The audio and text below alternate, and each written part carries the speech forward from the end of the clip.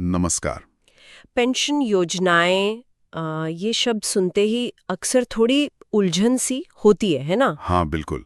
खासकर आजकल जब इतनी बातें हो रही हैं ओपीएस, एनपीएस और अब ये नई यूपीएस भी। जी। भारत में यही चल रहा है। पुरानी पेंशन योजना यानी ओपीएस, फिर आई राष्ट्रीय पेंशन प्रणाली एनपीएस और अब ये प्रस्तावित एकीकृत पेंशन योजना यूपीएस। और काफी कंफ्यूजन भी है लोगों में। हाँ, तो हमारे पास इन योजनाओं से जुड़े कुछ क्या कहते हैं दस्तावेज और नोट्स हैं। आज का मकसद यही है कि हम इन स्रोतों के आधार पर इनके जो सबसे जरूरी पहलू हैं उनको समझें। बिल्कुल। कौन सी स्कीम कैसे काम करती है, किसके लिए क्या मतलब है इसका। हाँ, कोशिश यही रहेगी कि सब कुछ साफ हो जाए।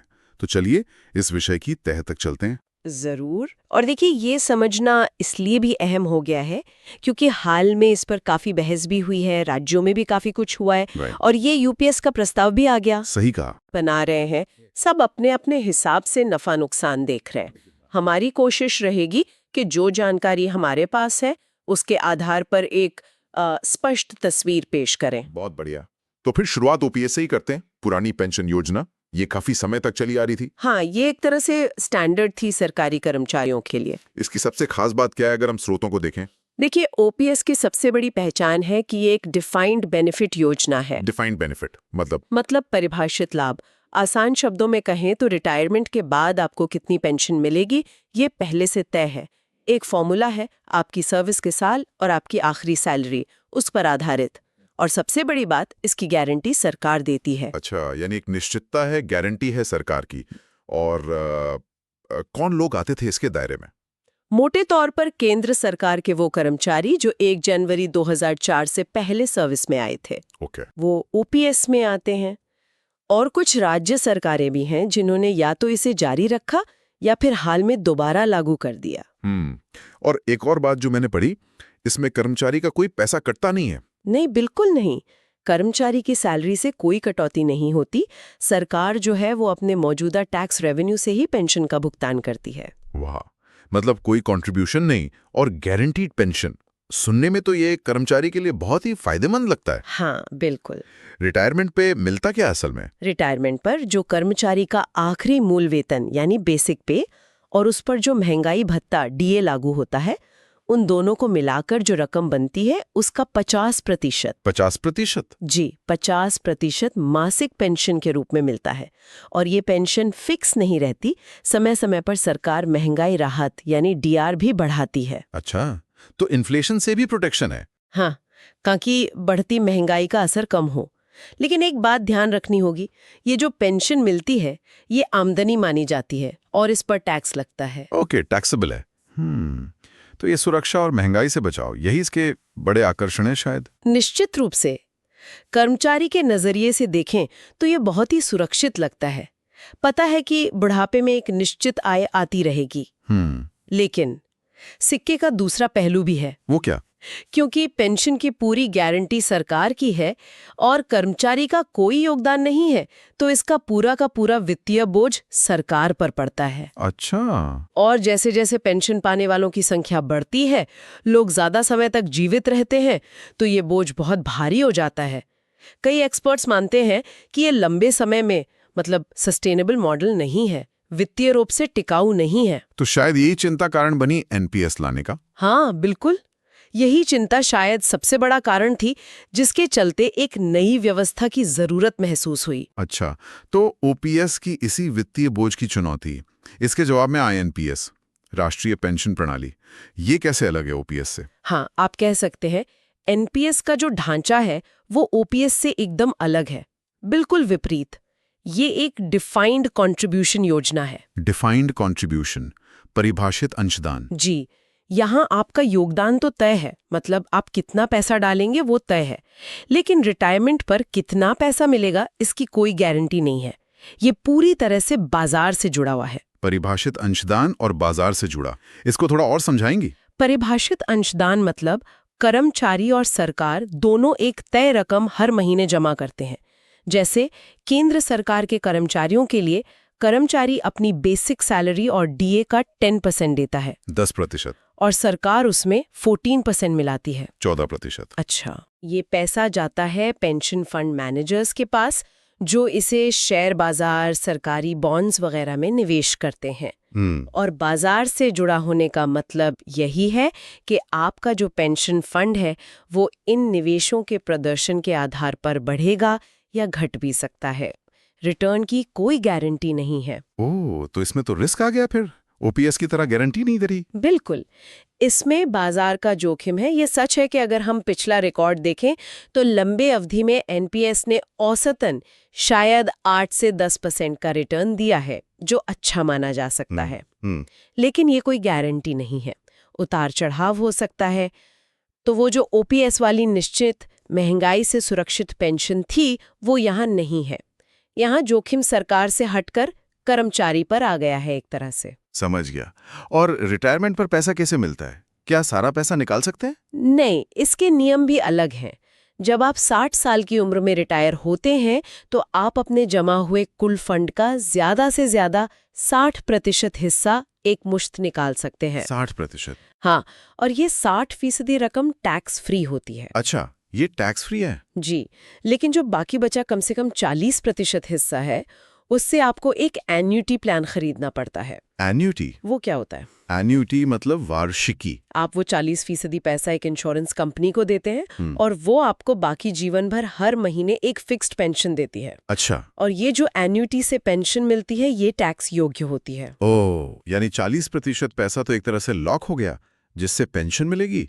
और वो पेंशन भी टैक्सेबल है। जी हाँ। क्या एनपीएस सबके लिए है? मतलब क्या कोई भी इसमें निवेश कर सकता है? देखिए, 1 जनवरी 2004 के बाद जो केंद्र सरकार के कर्मचारी भर्ती हुए हैं सशस्त्र बलों को छोड़कर, उनके लिए तो ये अनिवार्य है। ओके। लेकिन इसके अलावा 18 से 70 साल का कोई भी भारतीय नागरिक अपनी मर्जी से एनपीएस खाता खोल सकता है और इसमें निवेश कर सकता है। प्राइवेट सेक्टर वाले, सेल्फ एम्प्लॉयड, सबके लिए ये रिटायरमेंट प्लानिंग का एक विकल्प है। अच्छा, और इसमें कुछ टैक्स बचाने के फायदे भी सुने हैं? हाँ, हैं। एक तो धारा 80C के तहत 1.5 लाख तक की छूट मिलती है, जो बाकी निवेशों में भी मिलती है। लेकिन एनपीएस में एक खास छूट है धारा 80CCD1B के तहत, जिसमें आप अतिरिक्त 50,000 तक के निवेश पर टैक्स बचा सकते हैं। ये एक एक्स्ट्रा बेनिफिट है। तो एनपीएस में मतलब बाजार आधारित रिटर्न की संभावना है, टैक्स बचत है, और एक फायदा शायद पोर्टेबिलिटी का भी है, अगर नौकरी बदलें तो। हाँ, ये एक बहुत अहम पॉइंट है। अगर आप नौकरी बदलते हैं, मान लीजिए सरकारी से प्राइवेट में जाते हैं या एक कंपनी से दूसरी में, तो आप अपना एनपीएस खाता अपने साथ ले जा सकते हैं, वो बंद नहीं होता। अच्छा, ये ओपीएस में नहीं था? नहीं, ये ओपीएस में संभव नहीं था। तो ये एक बड़ा फायदा है। लेकिन अगर हम कुल मिलाकर देखें तो एनपीएस में ठीक है, अनुशासन से बचत होती है, टैक्स बेनिफिट है, पोर्टेबिलिटी है, पर गारंटी नहीं है और एन्युटी पर निर्भरता है। तो इसलिए इसे ओपीएस की तुलना में कम सुरक्षित माना जाता है। तो एक तरफ ओपीएस की सुरक्षा है, लेकिन सरकार पर बोझ। दूसरी तरफ एनपीएस है, जिसमें बाजार का रोल है, कर्मचारी पर जोखिम है, लेकिन सरकार के लिए शायद ज्यादा टिकाऊ है। हाँ, बिल्कुल। तो शायद इसी दुविधा को या इसी संतुलन को साधने के लिए ये नई यूपीएस यानी एकीकृत पेंशन योजना का प्रस्ताव आया है। लगता तो यही है। यूपीएस को एक हाइब्रिड मॉडल, एक मिश्रित मॉडल के तौर पे पेश किया जा रहा है। हाइब्रिड? जी। अक्टूबर 2024 के आसपास केंद्र सरकार ने इसका प्रस्ताव रखा था। अच्छा। शायद इसलिए कि जो कर्मचारी एनपीएस में गारंटी की कमी महसूस कर रहे थे और ओपीएस की बहाली की मांग कर रहे थे, उनकी चिंताओं को शायद एड्रेस करने के लिए। अच्छा, तो ये हाइब्रिड कैसे है? इसमें ओपीएस और एनपीएस दोनों की कौन सी बातें शामिल करने का प्रस्ताव है? देखिए, प्रस्ताव ये है कि ये केंद्र सरकार के कर्मचारियों के लिए होगा जो एनपीएस के दायरे में आते हैं, यानी 1 जनवरी 2004 के बाद वाले। ठीक है। इसमें अंशदान यानी कंट्रीब्यूशन वो एनपीएस की तरह ही होगा। कर्मचारी भी देगा, सरकार भी देगी, वही 10% और 14% वाला सिस्टम। ओके, कंट्रीब्यूशन एनपीएस जैसा। और भुगतान रिटायरमेंट पर क्या मिलेगा? यहाँ क्या फर्क है? यहीं पर ये दिलचस्प हो जाता है। प्रस्ताव के मुताबिक यूपीएस में कर्मचारी को उसके आखिरी बेसिक पे का 50%, इसके बराबर न्यूनतम गारंटीड पेंशन मिलेगी, बिल्कुल ओपीएस की तरह। 50% की गारंटी? ये तो बहुत बड़ी बात है। हाँ, ये सबसे बड़ा पॉइंट है। और इस पर महंगाई भत्ता यानी डीए भी लागू होगा, जैसे ओपीएस में होता है। तो इन्फ्लेशन प्रोटेक्शन भी है। गारंटी भी और डीए भी। तो फिर वो एनपीएस वाला हिस्सा कहाँ गया, जो बाजार में लगा था पैसा? वो भी है। ये 50% प्लस डीए तो न्यूनतम गारंटी है। इसके ऊपर कर्मचारी के एनपीएस खाते में जो पैसा जमा हुआ है, निवेश से जो बढ़ा है, उसका इस्तेमाल अतिरिक्त पेंशन या एकमुश्त भुगतान के लिए किया जा सकेगा। अच्छा। संभवतः एनपीएस के जो मौजूदा नियम है, जैसे 60% एकमुश्त और 40% एन्युटी वाला, शायद उसी तरह का कुछ यहाँ भी लागू हो। तो मतलब आपको ओपीएस जैसी न्यूनतम सुरक्षा भी मिल गई, और अगर बाजार ने अच्छा काम किया तो एनपीएस से एक्स्ट्रा फायदा भी मिल सकता है। हाँ बिल्कुल, कागज पर तो यही कोशिश दिख रही है कि कर्मचारी को सुरक्षा भी दी जाए न्यूनतम गारंटी के जरिए, और सरकार पर जो बोझ है उसे भी सीमित रखा जाए, क्योंकि जोखिम का एक हिस्सा बाजार से जुड़ा हुआ है। ये ओपीएस की निश्चितता और एनपीएस की बाजार क्षमता, इन दोनों के बीच एक संतुलन साधने का प्रयास है। सुनने में तो ये मतलब बेस्ट ऑफ बोथ वर्ल्ड्स ऐसा लग रहा है, सुरक्षा भी और बाजार का अपसाइड पोटेंशियल भी। हाँ, सुनने में तो ऐसा ही लगता है। लेकिन क्या ये वाकई संभव है? क्या इसमें कोई, क्या कहते हैं, पेच हैं, चुनौतियां हैं? देखिए, सबसे पहली बात तो ये है कि ये अभी एक प्रस्ताव है। हाँ सही। इसके लागू होने का तरीका क्या होगा, नियम क्या होंगे, बारीकियां क्या होंगी, ये अभी पूरी तरह साफ नहीं है। असली सवाल यही है कि क्या ये संतुलन वाकई टिकाऊ होगा। मिसाल के तौर पर अगर बाजार का प्रदर्शन बहुत खराब रहता है लंबे समय तक, तो वो जो न्यूनतम गारंटी देनी है 50% की, उसका बोझ सरकार पर कितना आएगा, निवेश कैसे मैनेज किए जाएंगे ताकि गारंटी भी दी जा सके। ये सब बहुत महत्वपूर्ण पहलू हैं जिनका स्पष्ट होना अभी बाकी है। मतलब अभी डेवलप हो रहा है। जी, और कुछ राज्य सरकारें भी, जैसे राजस्थान, छत्तीसगढ़, हिमाचल, जिन्होंने पहले ओपीएस बहाल किया था, वो भी शायद इस तरह के हाइब्रिड मॉडल पर विचार कर सकती हैं भविष्य में। तो ये पूरा क्षेत्र अभी इवॉल्व हो रहा है। ठीक है। तो हमने तीनों योजनाओं की बुनियादी बातें समझ लीं। अब थोड़ा कर्मचारी के नजरिए से देखते हैं। उनके लिए सुरक्षा, रिटायरमेंट के नियम और हाथ में आने वाले पैसे के लिहाज से क्या फर्क पड़ता है। ओपीएस से शुरू करते हैं। कर्मचारी के लिए ओपीएस के फायदे तो साफ हैं। पहला और सबसे बड़ा, गारंटी। उन्हें पता है कि रिटायरमेंट के बाद एक निश्चित रकम मिलेगी ही मिलेगी, आखिरी वेतन का 50% प्लस डीए। हाँ, वो निश्चितता बहुत बड़ी चीज है। बिल्कुल। दूसरा, महंगाई से सुरक्षा, क्योंकि डीए बढ़ता रहता है।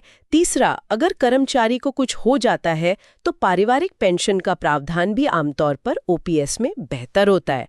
और चौथा, जैसा हमने कहा, नौकरी के दौरान जेब से कोई पैसा कटता नहीं है, तो हाथ में सैलरी ज्यादा आती है। और रिटायरमेंट, या मान लीजिए कोई पहले नौकरी छोड़ना चाहे, तो उसकी शर्तें क्या हैं ओपीएस में? पेंशन पाने के लिए कम से कम 10 साल की क्वालिफाइंग सर्विस जरूरी होती है। 10 साल? जी, और पूरी पेंशन यानी वो 50% वाली, वो आमतौर पर 20 साल की सेवा पूरी होने पर या रिटायरमेंट की उम्र जैसे 60 साल पर मिलती है। एक कम्यूटेशन का विकल्प भी होता है। कम्यूटेशन? हाँ, मतलब आप अपनी पेंशन का एक हिस्सा एडवांस में एकमुश्त ले सकते हैं रिटायरमेंट के समय, लेकिन इससे फिर आपकी मासिक पेंशन कम हो जाती है। अच्छा। और जैसा हमने कहा, पेंशन टैक्सेबल होती है। इन सब के बावजूद वो जो गारंटी और निश्चितता है, उसी वजह से कर्मचारी इसे सबसे ज्यादा पसंद करते रहे हैं। अब एनपीएस पर आते हैं। कर्मचारी के लिए यहाँ क्या अच्छा है और क्या चुनौतीपूर्ण है? एनपीएस में अच्छा ये है कि अगर बाजार अच्छा करता है तो संभावित रूप से ज्यादा रिटर्न मिल सकता है। वो टैक्स बचाने का अतिरिक्त विकल्प भी है 50,000 वाला। हाँ। पोर्टेबिलिटी भी एक सुविधा है, लेकिन चुनौतियां वो ज्यादा गंभीर लगती हैं मुझे। जैसे? सबसे बड़ी चुनौती तो वही है गारंटी का ना होना। रिटायरमेंट पर कितना पैसा मिलेगा ये पक्का नहीं है, पूरी तरह अनिश्चित है। और वो 60-40 वाला नियम जो है, वो कितना व्यावहारिक है कर्मचारी के लिए? देखिए, ये एक बड़ी बाध्यता है। 60 साल पर रिटायर होने पर भी आप सिर्फ 60% रकम ही एक मुश्त निकाल सकते हैं। बाकी 40% से आपको एन्युटी खरीदनी ही पड़ेगी। अब आपकी पेंशन इस बात पर निर्भर करेगी कि उस समय बाजार में एन्युटी की दरें क्या चल रही हैं। वो कम भी हो सकती हैं, और जो एन्युटी से पेंशन मिलेगी उस पर ना तो कोई गारंटी है, नहीं कोई महंगाई भत्ता जुड़ता है, वो फिक्स हो जाती है। फिक्स्ड? बढ़ती महंगाई में फिक्स पेंशन तो दिक्कत देगी। बिल्कुल। और अगर कोई 60 साल से पहले निकलना चाहे, तब तो नियम और भी कड़े हैं। तब सिर्फ 20% एक मुश्त मिलता है और 80% एन्युटी में डालना पड़ता है। ओह। पारिवारिक पेंशन भी ओपीएस जितनी सुनिश्चित और शायद उतनी ज्यादा भी नहीं होती। तो मतलब एनपीएस में बचत तो है, लेकिन रिटायरमेंट के बाद की जो आय है वो काफी अनिश्चित है और शायद ओपीएस के मुकाबले कम भी रह सकती है। हाँ बिल्कुल, ये जोखिम कर्मचारी को खुद उठाना पड़ता है। तो जहां ओपीएस सुरक्षा देता है, वहीं एनपीएस में बाजार के उतार चढ़ाव और एन्युटी दरों का जोखिम है। और जो प्रस्तावित यूपीएस है वो इस मामले में कर्मचारी के लिए कैसा रहेगा? क्या वो इन चिंताओं को दूर करता है? देखिए, प्रस्ताव के आधार पर यूपीएस कर्मचारी के लिए एनपीएस से तो काफी बेहतर नजर आता है। कैसे? वो जो न्यूनतम 50% वेतन प्लस डीए की गारंटी है, वो ओपीएस जैसी सुरक्षा देती है। ये सबसे बड़ा प्लस पॉइंट है। इससे वो अनिश्चितता वाला डर काफी हद तक कम हो जाता है और इसके ऊपर एनपीएस फंड से अतिरिक्त आय की संभावना भी बनी रहती है। लेकिन इसमें भी तो अंशदान करना पड़ेगा एनपीएस की तरह। हाँ, अंशदान तो एनपीएस की तरह ही करना होगा। तो नौकरी के दौरान हाथ में सैलरी ओपीएस के मुकाबले कम आएगी। ये कह सकते हैं कमी है ओपीएस की तुलना में। और वो 60-40 वाला नियम, क्या वो यूपीएस में भी लागू होगा? ये अभी स्पष्ट नहीं है कि नियम बिल्कुल वही रहेंगे या कुछ बदलेंगे, लेकिन मान लीजिए अगर वो लागू होता भी है, तो भी वो जो न्यूनतम गारंटी है 50% प्लस डीए की, उसके होने से जोखिम बहुत कम हो जाता है। अच्छा, कैसे? मान लीजिए एन्युटी से कम पेंशन मिलती है या बाजार खराब रहता है, तब भी कर्मचारी को वो न्यूनतम 50% प्लस डीए तो मिलेगा ही मिलेगा। तो ये एनपीएस की जो पूरी अनिश्चितता थी उसको काफी हद तक दूर करता है। हालांकि थोड़ा बाजार जोखिम तो फिर भी रहेगा उस अतिरिक्त हिस्से पर। तो संक्षेप में कहें तो यूपीएस सुरक्षा के मामले में ओपीएस के करीब लाने की कोशिश है, लेकिन अंशदान और थोड़ी बाजार निर्भरता के साथ। बिल्कुल सही। आप इसे ऐसे देख सकते हैं कि ये एनपीएस से ज्यादा सुरक्षित है, लेकिन ओपीएस जितनी पूरी तरह गारंटीड और मुफ्त नहीं है। चलिए, ये सब बातें काफी सैद्धांतिक लग सकती हैं। इनको एक ठोस उदाहरण से समझते हैं। मान लेते हैं कोई कर्मचारी रिटायर होता है और उसका आखिरी मूल वेतन है 1 लाख रुपए महीना। ठीक है। तीनों योजनाओं में उसे क्या मिलेगा? पहले ओपीएस लेते हैं। ठीक है। ओपीएस में गणना सीधी है। पेंशन होगी = आखिरी मूल वेतन का 50%, यानी 1 लाख रुपए का 50% = 50,000 रुपए प्रति माह। 50,000। जी।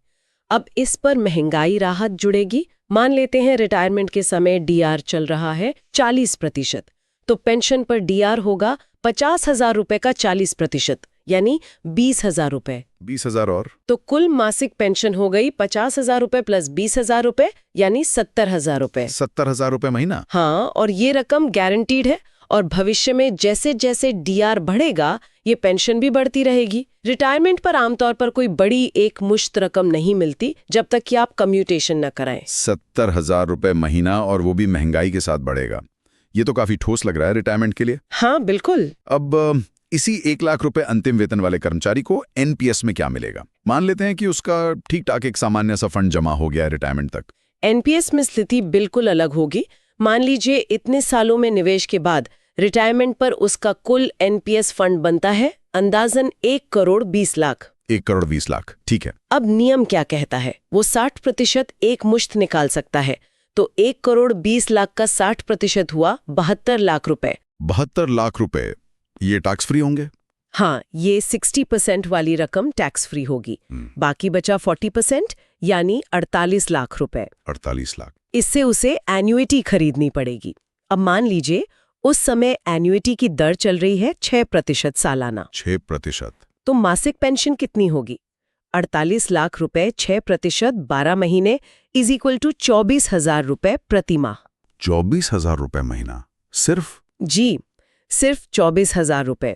और ये पेंशन टैक्स योग्य होगी और इसमें भविष्य में कोई महंगाई भत्ता नहीं जुड़ेगा, ये फिक्स्ड रहेगा। अरे बाप रे! कहाँ ओपीएस में 70,000 रुपए और महंगाई सुरक्षा, और कहाँ एनपीएस में सिर्फ 24,000 रुपए, वो भी फिक्स्ड और टैक्सेबल। हाँ, वो 72 लाख रुपए एक मुश्त जरूर मिले हैं, पर मासिक आय में तो जमीन आसमान का फर्क है। हाँ, यही एनपीएस की हकीकत है जिसे समझना जरूरी है। एक मुश्त रकम बड़ी दिख सकती है, लेकिन जो नियमित पेंशन है वो ओपीएस के मुकाबले काफी कम हो सकती है और अनिश्चित भी। अगर बाजार का रिटर्न कम रहा होता या एन्युइटी दरें कम होती तो ये 24,000 रुपए की पेंशन और भी कम हो सकती थी। ये तो बहुत बड़ा अंतर है। अब आते हैं प्रस्तावित यूपीएस पर। उसी 1 लाख रुपए अंतिम वेतन और 1.2 करोड़ फंड के साथ यहाँ क्या तस्वीर बनेगी? यूपीएस में जैसा हमने कहा 2 हिस्से होंगे। हाँ, पहला है गारंटीड हिस्सा। ये बिल्कुल ओपीएस की तरह होगा। न्यूनतम पेंशन इज इक्वल टू आखिरी वेतन का 50% इज इक्वल टू 50,000 रुपए। 50,000। इस पर डीए जुड़ेगा, मान लीजिए 40% इज इक्वल टू 20,000 रुपए। तो कुल गारंटीड न्यूनतम पेंशन हो गई इज इक्वल टू 70,000 रुपए प्रति माह। ये ओपीएस की तरह महंगाई के साथ बढ़ेगी भी। ठीक है, ये तो ओपीएस वाला हिस्सा हो गया। जी। अब दूसरा हिस्सा है एनपीएस वाला। कुल फंड था 1.2 करोड़। इसमें से 60% एक मुश्त निकाल लिया इज इक्वल टू 72 लाख, ये टैक्स फ्री। 72 लाख। बाकी बचा 40% यानी 48 लाख रुपए। इससे एन्युटी खरीदी जाएगी। उससे वही लगभग 24,000 रुपए प्रति माह की अतिरिक्त पेंशन मिलेगी। ये टैक्सेबल होगी और फिक्स्ड रहेगी। तो यूपीएस में कुल मासिक आय हो गई 70,000 रुपए गारंटीड और बढ़ने वाली, प्लस 24,000 रुपए एन्युटी वाली fixed, is equal to 94,000 rupees महीना। जी हाँ। और साथ में 72 लाख रुपए एक मुश्त भी। जी हाँ, इस उदाहरण के हिसाब से तो यही गणित बैठता है। कुल मासिक आय ओपीएस से भी ज्यादा हो सकती है और एक बड़ी एकमुश्त रकम भी मिलती है। इसमें पेंशन का एक बड़ा हिस्सा 70,000 रुपए गारंटीड और महंगाई सुरक्षित है, जबकि छोटा हिस्सा 24,000 रुपए बाजार एन्युटी पर निर्भर और फिक्स्ड है। वाह, ये तुलना तो काफी आंखें खोलने वाली है। तो अगर हम इन सभी बातों का सार निकालें जो हमने चर्चा की, जो स्रोत बताते हैं, सुरक्षा, महंगाई से बचाव, योगदान और सरकार पर बोझ, तो मुख्य अंतर क्या है संक्षेप में? हाँ, अगर हम बिल्कुल सार निकालें तो कर्मचारी के लिए सबसे ज्यादा सुरक्षा, महंगाई से पूरी सुरक्षा, कर्मचारी का कोई योगदान नहीं, लेकिन सरकार पर वित्तीय बोझ सबसे ज्यादा और लंबे समय में अस्थिर होने का खतरा। ठीक है। एनपीएस, कर्मचारी के लिए सबसे कम सुरक्षा, पेंशन की कोई गारंटी नहीं, महंगाई से सुरक्षा नहीं, एन्युटी वाले हिस्से में तो बिल्कुल नहीं, कर्मचारी और सरकार दोनों का योगदान, लेकिन सरकार के लिए वित्तीय बोझ सबसे कम और सबसे टिकाऊ मॉडल। और यूपीएस जो प्रस्तावित है, ये बीच का रास्ता निकालने की कोशिश है। ओपीएस जैसी न्यूनतम गारंटी और महंगाई सुरक्षा देता है, लेकिन साथ में कर्मचारी का योगदान भी है और बाजार आधारित रिटर्न का तत्व भी शामिल है। सरकार के लिए बोझ एनपीएस से ज्यादा होगा, लेकिन ओपीएस से कम, एक संतुलित करने का प्रयास।